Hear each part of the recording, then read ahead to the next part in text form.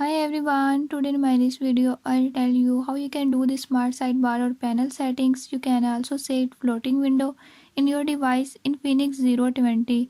In this device Infinix 020, if you don't know about these features, I'll tell you the few tips and tricks that you can use to enable it. Before we start, if you are new to my channel, don't forget to subscribe and press bell icon. Watch complete video and learn how you can do it. Let's